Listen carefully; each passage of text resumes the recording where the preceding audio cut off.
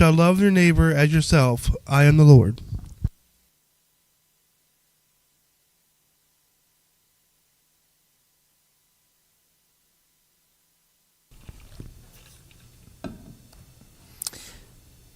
First of all, welcome again. Glad you guys are all here. I love that song on Zion's Glorious Summit. We're going to Zion National Park, which means City of God. It's this beautiful park. I know the Ragsdales have been there. I've been there before. Some of you probably have been there before. It is a gorgeous park, and so it's very fitting to be called the City of God. It's this beautiful, beautiful place. And it's just reminiscent of God's creation and how much art goes into this planet and into us. And you can see God's creation everywhere, and it's absolutely all inspiring and breathtaking, and it's beautiful. So I thought that was fitting. We're talking about love today. So we're talking about the second greatest commandment, specifically walking in love. To walk in love as Jesus walked, and to love our neighbors the way that Jesus loved his neighbors. We've been talking about this cycle for a long time of loving your neighbors. It's the second greatest commandment. It's what we're going to be talking about today during the sermon. And then moving people, teaching people who God is by the way that we live our lives.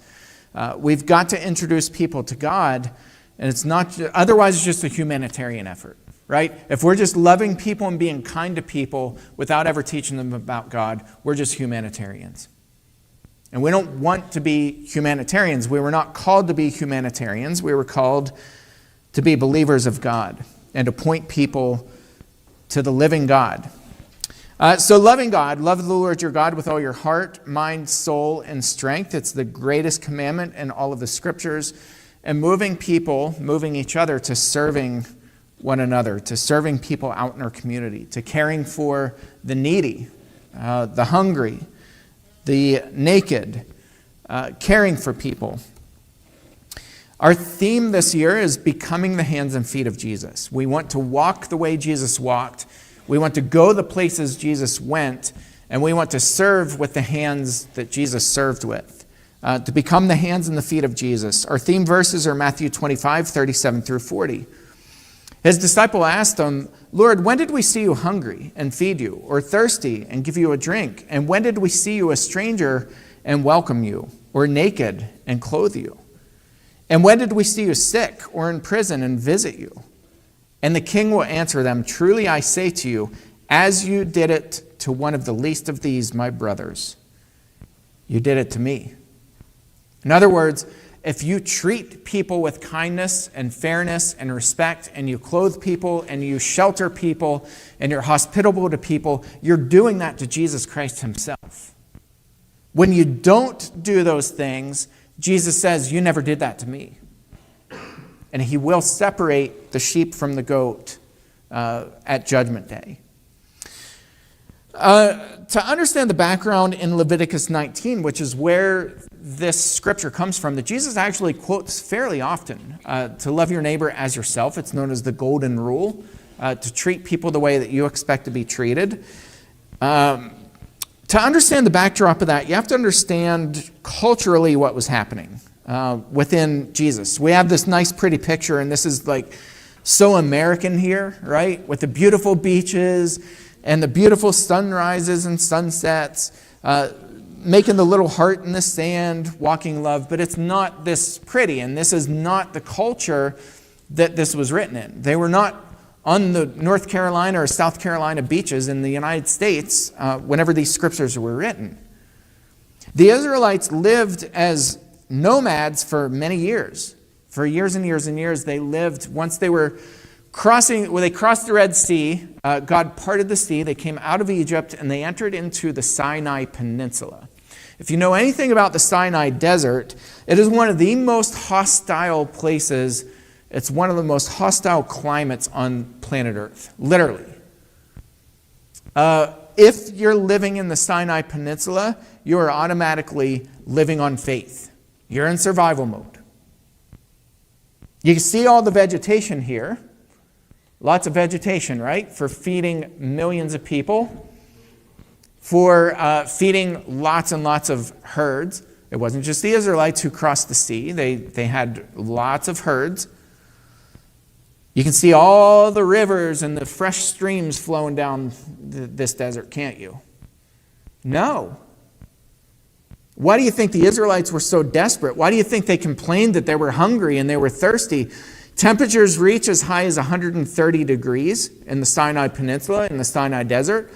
In the wintertime, it gets, in my opinion, a little bit worse. And I love the cold, but in the wintertime, at night, it'll drop down into like 0-degree temperatures. Very warm during the day, extremely cold at night. In the summertime, it'll cool off, in the 90s. But during the day, there's no shade. You're literally exposed out in the desert in extreme temperatures. They get winds. The winds that come through the Sinai Peninsula are absolutely crazy. We talk about the winds out in the desert in California. That's what fueled all these fires. They're still going. These fires are still going. They get those winds out in the Sinai Peninsula too.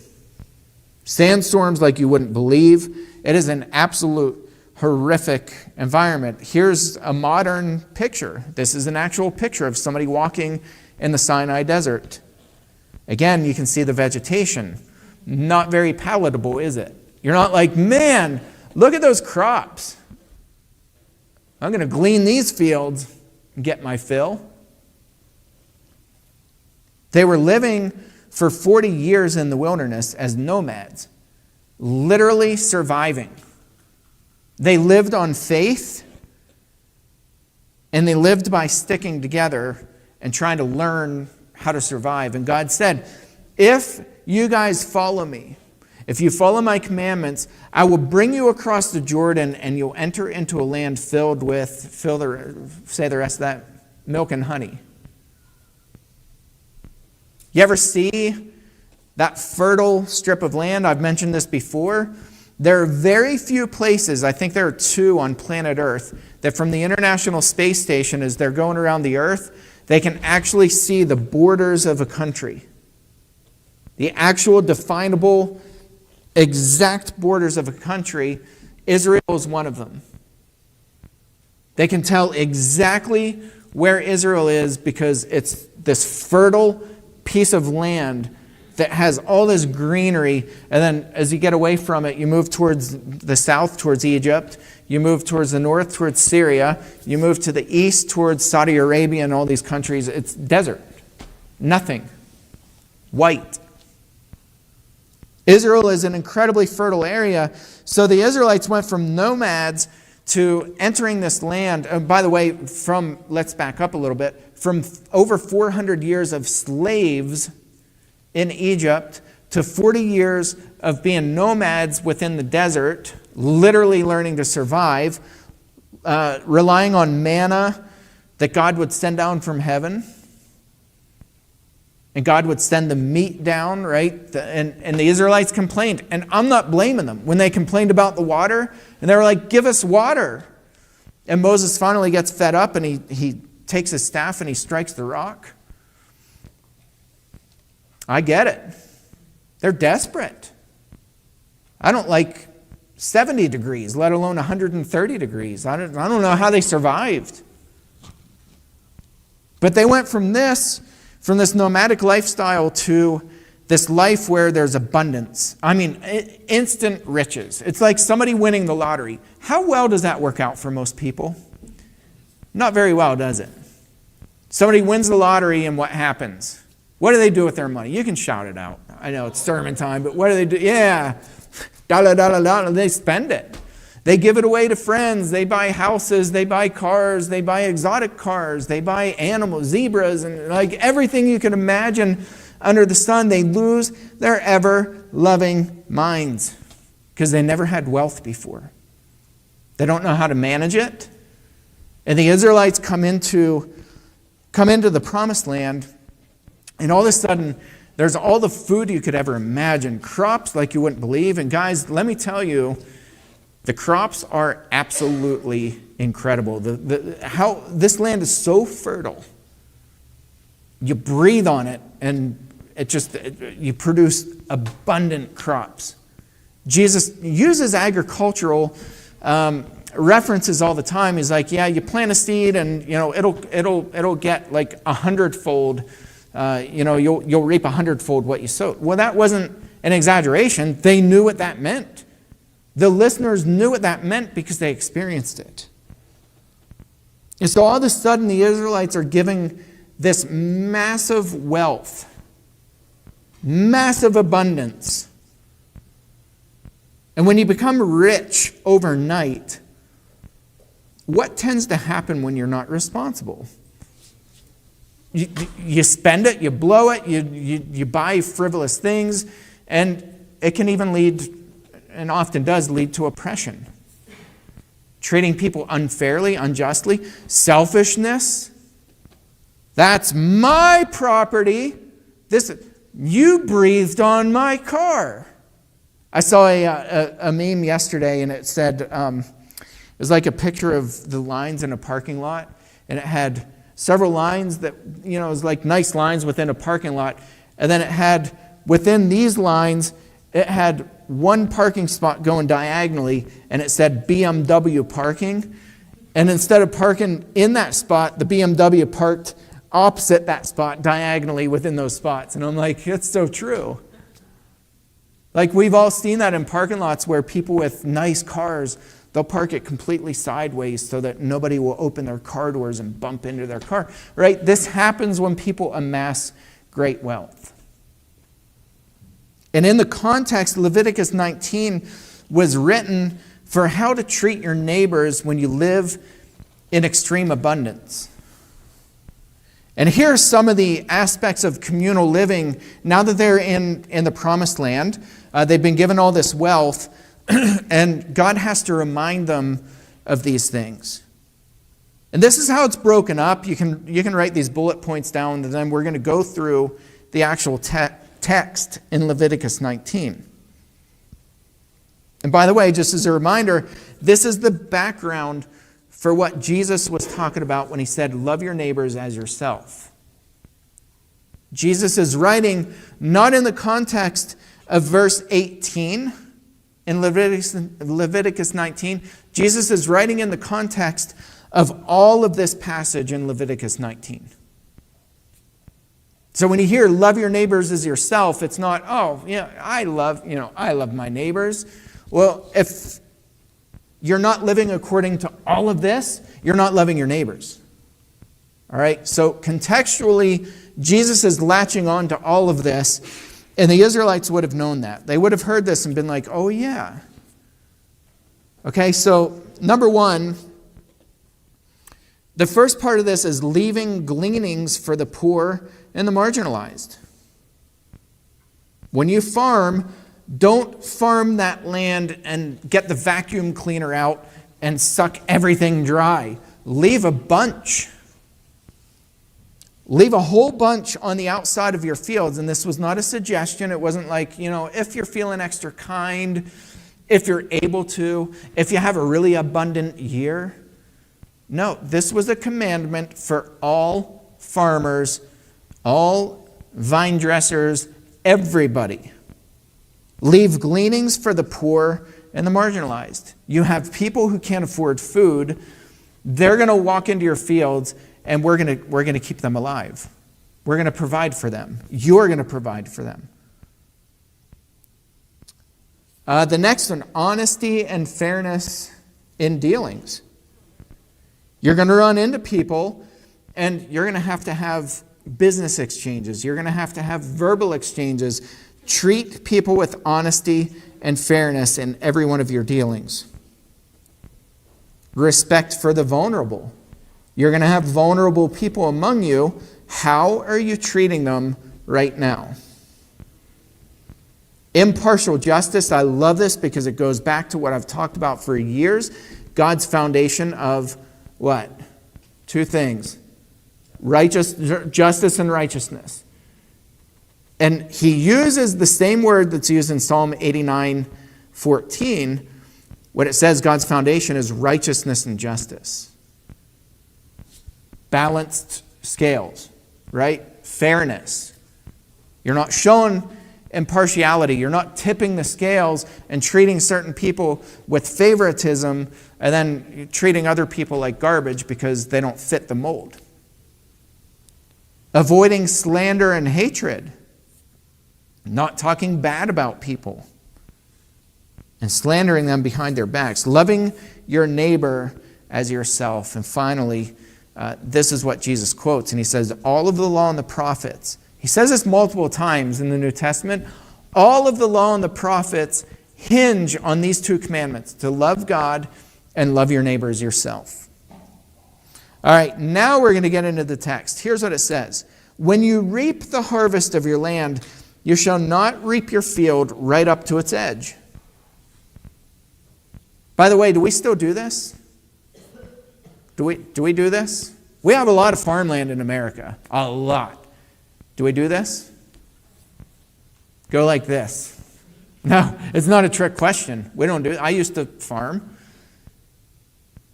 Jacob's not here, so we can throw him under the bus. He's a farmer. Farmers don't do this. You get every last bit that you can possibly get when you farm a field. Everything. You guys have farmers in your family, right? You guys farm. You take it all. We don't leave food behind. God says, when you reap the harvest of your land, you shall not reap your field right up to its edge, neither shall you gather the gleanings after your harvest. In other words, whatever drops to the ground, don't start scooping that up. Don't get the gleanings, leave them. And you shall not strip your vineyard bare, neither shall you gather the fallen grapes of your vineyard.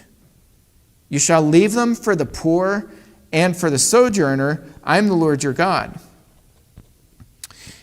There were some interesting experiments, I guess, where some cities planted some fruit trees across the United States, specifically for poor and homeless people.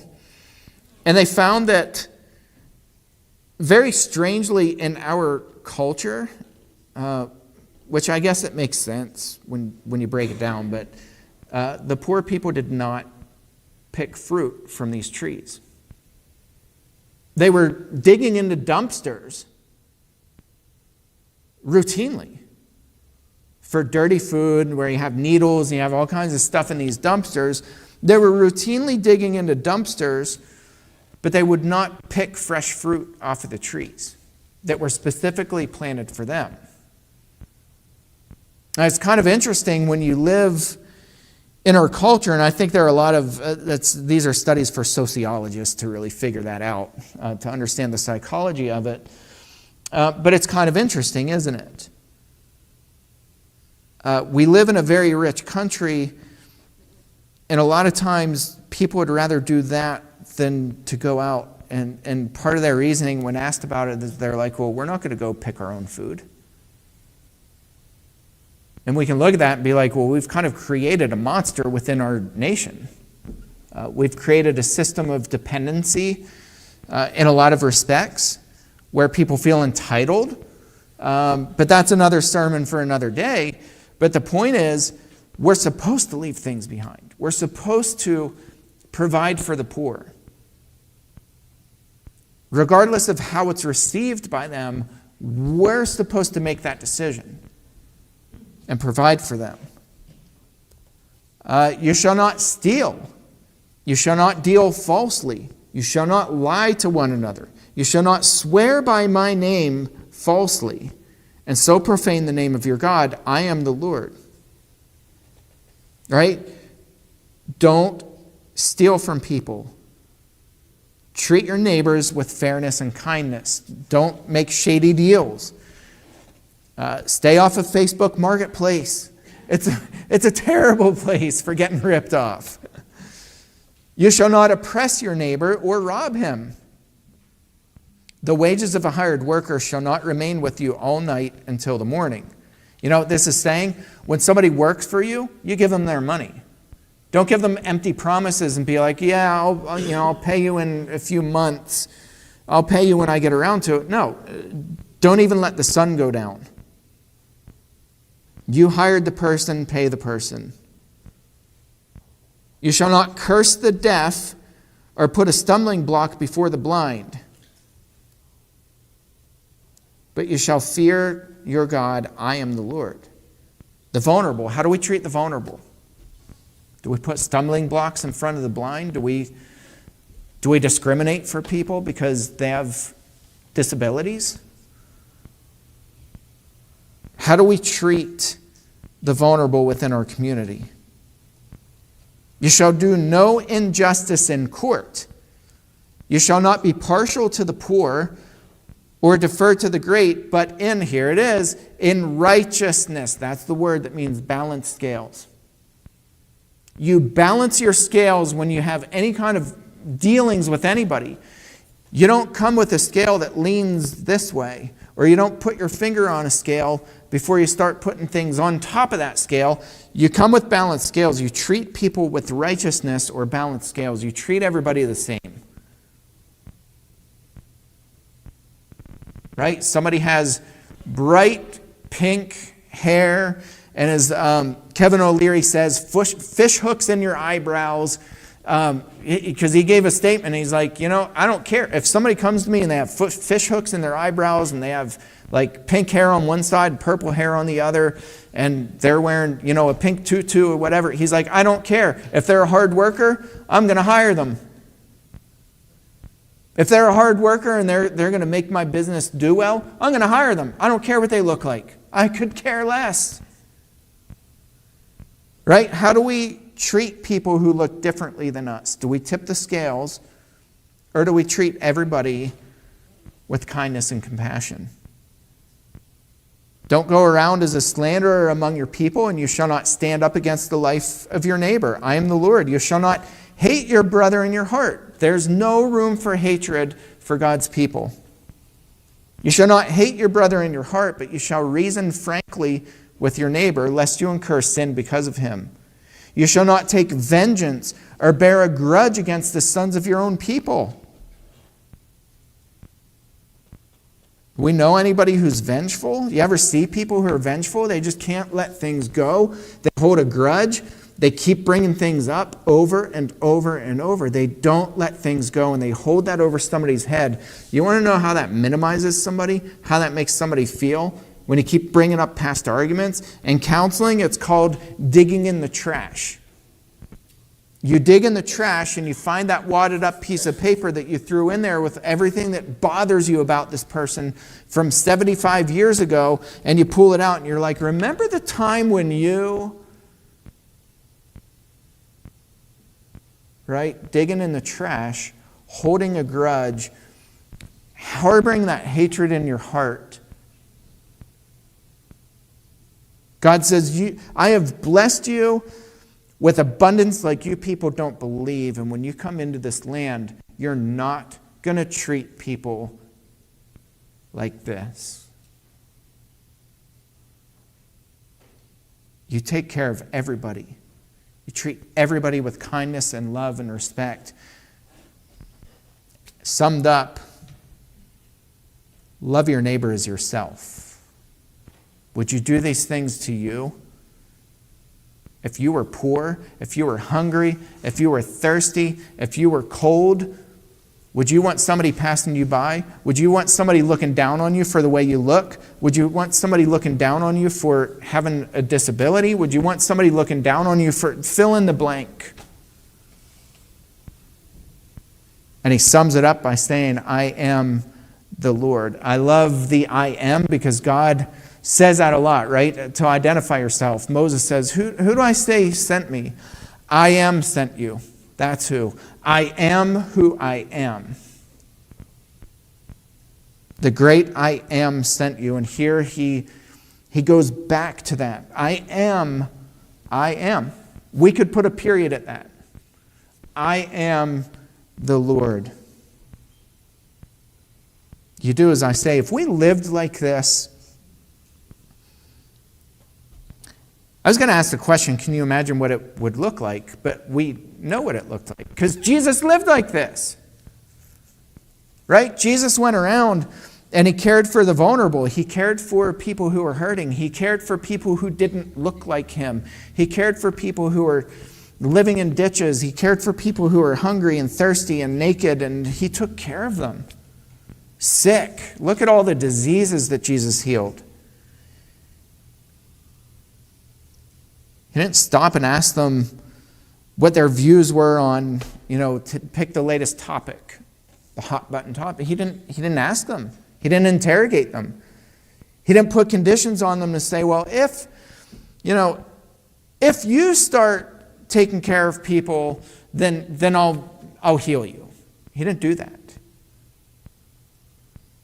God loved them. Jesus loved them. He walked in love. And John tells us that no greater love, there's no greater man than this, right? That somebody laid down his life for his brother. Jesus ultimately died for people. This is the context when we talk about walking in love, loving your neighbor, being a neighbor to people, the Good Samaritan, right? Being the person who stops and dresses people's wounds and pays for their medical bills, puts them up in hotels, and says, when I come back, if there's any more additional cost, I'll pay for it out of my own pocket. That's what it is to be a neighbor, to love your neighbor as yourself, to be a neighbor to people around you, people who are hurting, people who are vulnerable. This is the context that Jesus is talking about. We live in a nation where we are incredibly blessed. I mean, blessed beyond measure. Everybody who's sitting here right now has a home. All of us. We have a home, we have running water, we have food. We're all going to leave right now and go eat a big meal. I guarantee you, we're all going to hog out. All of us. We're blessed. We live in a blessed nation, so the question is, how do we care for and nurture people who are less fortunate than we are? How do we use our wealth and use what we have to bless people? I encourage you to go out this week and find people to bless. They're out there. I guarantee it. Right in this community, there are people hurting. There are people who are sorrowful, people who've lost loved ones, people caught in addictions, drug addictions, alcohol addictions. Love them. Love them. Care for them. Make them visible. Let them know that you see them. Go bless people this week. If there's somebody who's not yet taken that step to put Christ on a baptism, or you have prayer needs, we'd encourage you to come up. We're all going to stand and sing this song together.